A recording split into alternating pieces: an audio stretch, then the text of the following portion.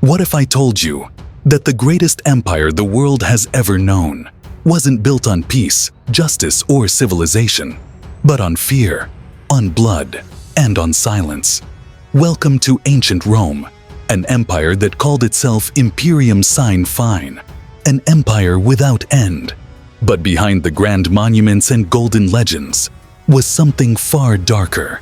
Before we uncover the truth buried beneath the ruins, don't forget to hit that subscribe button and drop a comment below, because the history you're about to hear wasn't written by the victors. It was written over the bones of the conquered. Rome didn't just kill its enemies, it made a spectacle out of it. Crucifixion wasn't some rare punishment, it was standard policy. A slow, public, agonizing death meant to break not just the body, but the will of anyone watching. During the rebellion led by Spartacus, over 6,000 captured slaves were crucified. Their bodies lined the Appian Way for more than 100 miles, a gruesome message carved into the earth itself. Resist, and this will be your fate. But Rome didn't stop with slaves. In provinces like Judea, Gaul, or Britannia, crucifixions could follow any uprising.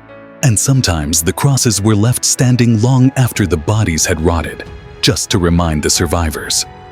This was Rome's psychological warfare, pain as propaganda, fear as policy. Not every enemy was left to remember their defeat. Some were erased.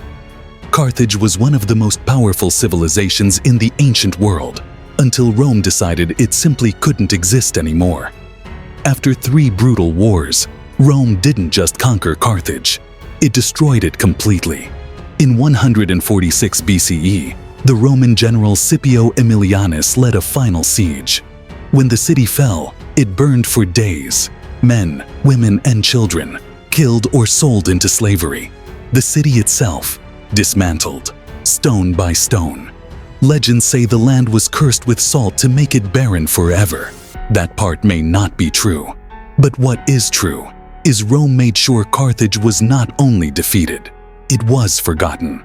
Rome didn't want rivals, it wanted silence.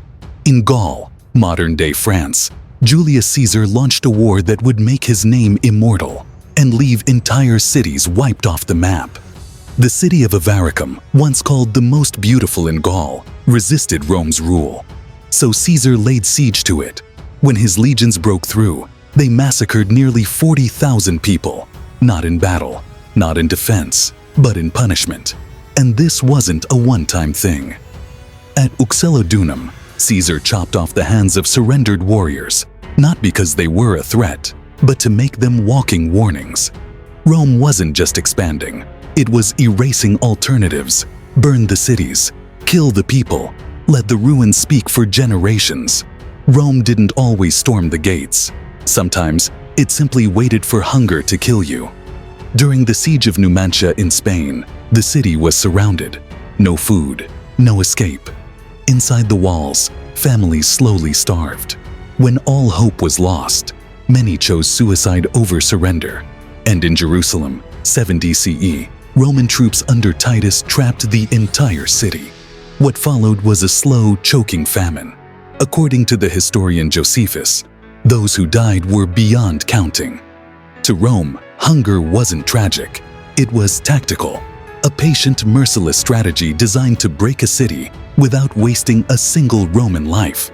But perhaps the most devastating legacy of Roman conquest was slavery.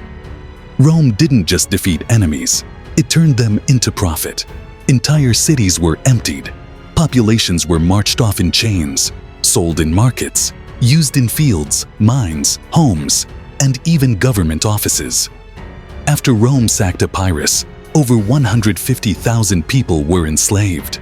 The loot was so massive, Rome suspended taxes for decades. Slavery wasn't a side effect of war, it was the war. When Jerusalem fell, 90,000 people were enslaved. Many were forced into labor camps. Others were paraded through the streets to glorify the emperor. These were not isolated atrocities. They were the foundation of Rome's economy. We remember Rome for its aqueducts, its laws, its architecture. But rarely do we ask, at what cost? The cities that vanished, the lives crucified in silence, The people turned into property. Rome was more than an empire. It was a machine, fed by conquest, sustained by fear, and built on the bones of the forgotten. So how should we measure a civilization's greatness? By what it builds, or by what it destroys to survive? Let us know in the comments. And if you want more stories that history tried to bury, like, share, and subscribe, because this is just the beginning. As Tacitus once said, they make a dessert and call it peace.